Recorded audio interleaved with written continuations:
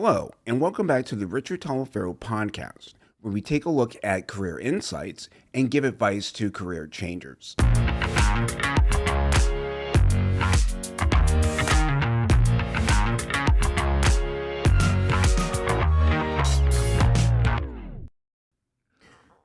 have a question for you. In your job search, or in the search for work that actually lights you up, are you faking yourself out? Now, I don't mean lying to yourself on purpose. I mean quietly talking yourself out of the thing you really want because you're afraid of getting it wrong. You know that feeling when you've got a dozen tabs open, literally and mentally, and still can't seem to make a move. You're walking this tightrope. On one side, the pressure to jump at the first decent thing that comes your way.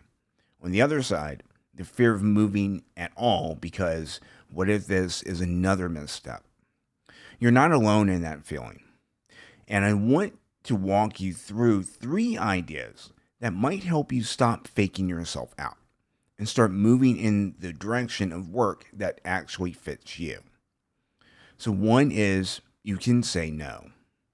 One of the greatest marathoners of all time, Eliud Kipchoge, once said that he takes something called vitamin N.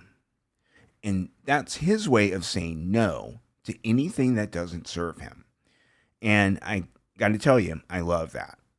In a world that glorifies hustle and endless yeses, it's easy to feel like saying no is a missed opportunity. But honestly, saying no might be the most powerful yes you'll ever give yourself. So let's say you're in a conversation with a recruiter and something feels a little bit off.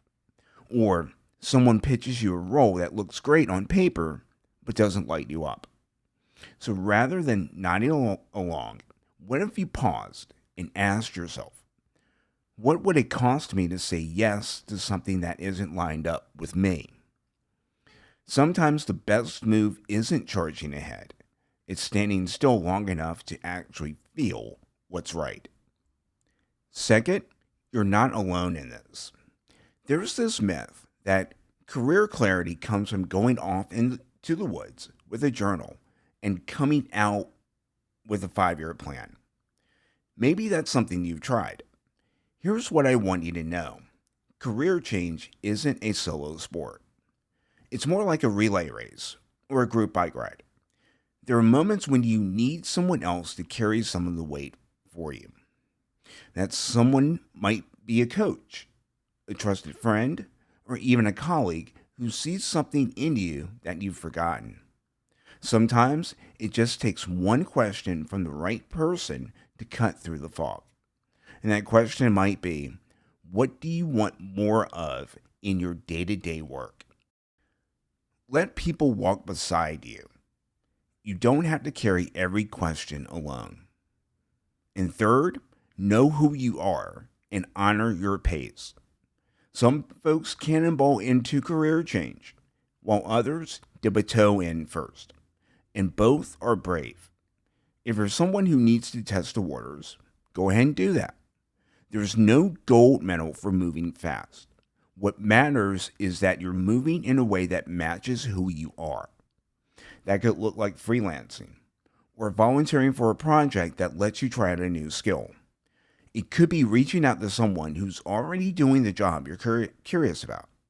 None of these things are small. They're steps forward, even if they're quiet ones.